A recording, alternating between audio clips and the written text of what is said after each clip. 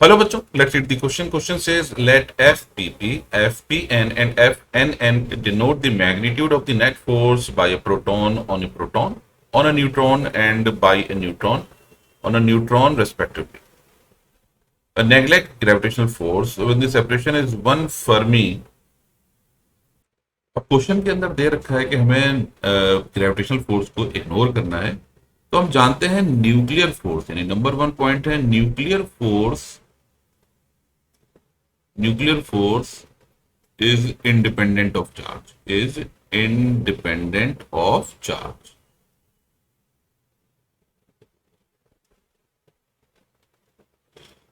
इस कॉन्सेप्ट को हम लेकर चलेंगे।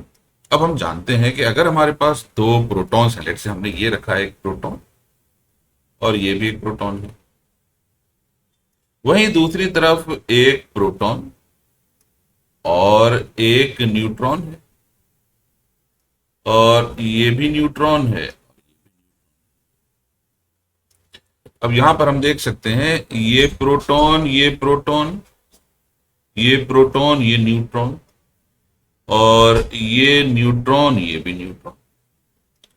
अब जैसा कि हम देख सकते हैं nuclear force is independent of charge, तो जितना न्यूक्लियर फोर्स प्रोटॉन प्रोटॉन के बीच में लगेगा उतना ही प्रोटॉन न्यूट्रॉन के बीच में, उतना ही न्यूट्रॉन न्यूट्रॉन के बीच में।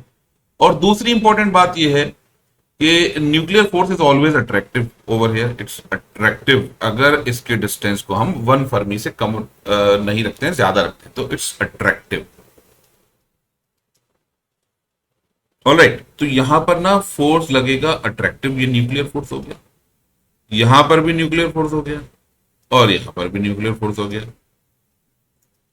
यानी nuclear force in 3 cases is same.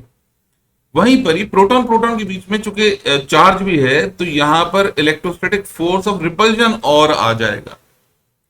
इसका मतलब अगर हम ये फोर्स मानते हैं एफ पी पी, ये फोर्स मानते हैं एफ पी एन और ये फोर्स मानते हैं एफ एन एन,